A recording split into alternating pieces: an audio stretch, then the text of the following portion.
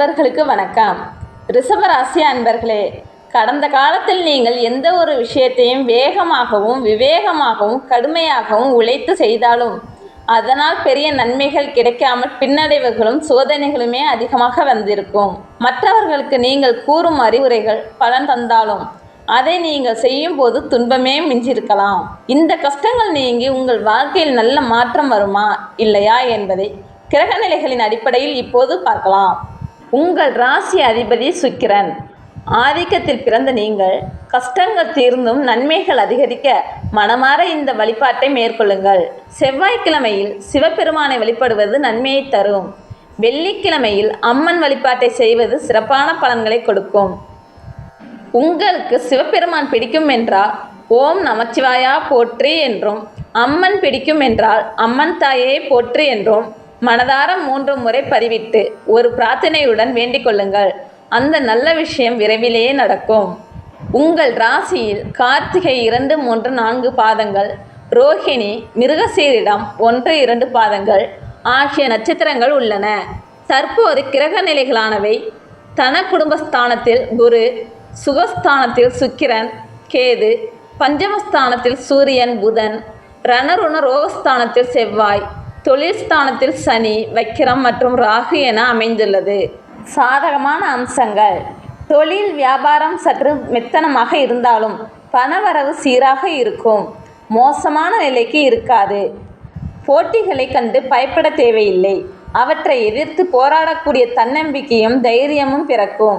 இந்த வாரம் உங்களுக்கு சில சுப செலவுகள் உண்டாக வாய்ப்புள்ளது. உங்கள் பிள்ளைகளின் படிப்பு செலவிற்காக நீங்கள் செய்யும் உதவிகளால் அவர்கள் உங்கள் சொல்படி கேட்டு நடப்பார்கள். இது உங்கள் மனதிற்கு பெரிய ஆறுதலை கொடுக்கும். கலைத்துறையில் இருப்பவர்களுக்கு சில வாய்ப்புகள் வந்து சேரப்போகின்றன. கடந்த கால தடை நீங்க இந்த வாய்ப்புகளை சரியாக பயன்படுத்துங்கள். அரசியலில் இருந்த தடை நீங்கி உங்கள் உழைப்பிற்கு ஏற்ற முன்னேற்றம் மற்றும் நல்ல பலன்கள் கிடைக்கும். சவால்கள்: ரிஷபராசி அன்பர்கள் இந்த வாரம் வீண் வாக்குவாதத்தை முற்றிலுமாக தவிர்க்க வேண்டும். வாக்குவாதத்தால் தான் பல பின்னடைவுகள் ஏற்பட வாய்ப்புள்ளது. முன்பு நடந்த விஷயங்களை திரும்ப திரும்ப யோசித்து குழப்பமடைய வேண்டாம். தேவையில்லாத மனசஞ்சலம் மற்றும் அடையாதீர்கள். யாரையும் நேருக்கு நேர் எதிர்க்காமல் அனுசரித்து போவது நல்லது. வேலையில் வீண் அலைச்சலும் டென்ஷனும் ஏற்படலாம். வேலையில் கூடுதல் கவனத்துடன் இருக்க வேண்டும். குடும்ப விஷயங்கள் மற்றும் ரகசியங்களை 3ஆம் நபரிடம் கலந்து பேசுவதை தவிர்க்கவும். தேவையில்லாத விஷயங்களுக்காக கருத்து வேறுபாடுகள் வரக்கூடும். கவனமாக இருந்து விட்டு கொடுத்து செல்வதன் மூலம் சண்டைகளை தவிர்க்கலாம். நட்சத்திரங்களுக்கான பலன்கள்: கார்த்திகை 2, 3, 4 பாதங்கள். இந்த வாரம் குறிக்கோள் அடைவதில் லட்சியத்துடன் இருங்கள்.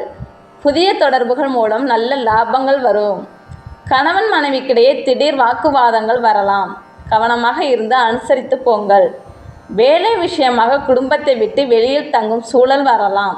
வீண் செலவுகள் ஏற்பட வாய்ப்புள்ளது. மாணவர்கள் கவனமாக படிக்க வேண்டும். ரோஹிணி: இந்த வாரம் உடல் ஆரோக்கியத்தில் கவனம் செலுத்த வேண்டும். உஷ்ணம் சம்பந்தப்பட்ட நோய்கள் வரலாம். அடுத்தவர்களை பார்த்து எந்த ஒரு விஷயத்தையும் புதுசாக செய்ய முயற்சி செய்யாதீர்கள். உங்கள் வேலையை சரியாக செய்தால் எண்ணிய காரியம் கைகூடும் யோகத்தை நீங்கள் பெறுவீர்கள். மிருகசீரிடம் 1, 2 பாதங்கள். மாணவர்களை பொறுத்தவரை கல்வியில் கூடுதல் மதிப்பெண்கள் பெறப்போகிறீர்கள். நீங்கள் செய்யும் ஒவ்வொரு முயற்சியுமே வெற்றி வாய்ப்பை கொடுக்கும். புதிய முயற்சிகளை மட்டும் தள்ளி போடுவது நல்லது. வாடிக்கையாளர்களை அனுசரித்து சென்றால் கூடுதல் லாபத்தை நீங்கள் பெற முடியும். எல்லா விஷயத்திலும் கவனமாக செயல்படுங்கள். ரிஷபராசி அன்பர்களே, வெள்ளிக்கிழமையில் அம்மன் வழிபாட்டையும் செவ்வாய்க்கிழமையில் சிவபெருமான் வழிபாட்டையும் தொடர்ந்து செய்து வாருங்கள். அம்மனுக்கு தீபம் ஏற்று வழிபடுவது எல்லா தடைகளையும் நீங்கி காரிய வெற்றியை தரும். அம்மனின் அருள் பெற்று நீங்கள் நலமுடன் வாழ வாழ்த்துக்கள். நீங்கள் இந்த பதிவை லைக் செய்து உங்கள் நண்பர்கள் மற்றும் குடும்பத்தினருக்கு பகிர்ந்து கொண்டு மேலும் பல ஜோதிட தகவல்களையும் பெற சப்ஸ்கிரைப் செய்யுங்கள்.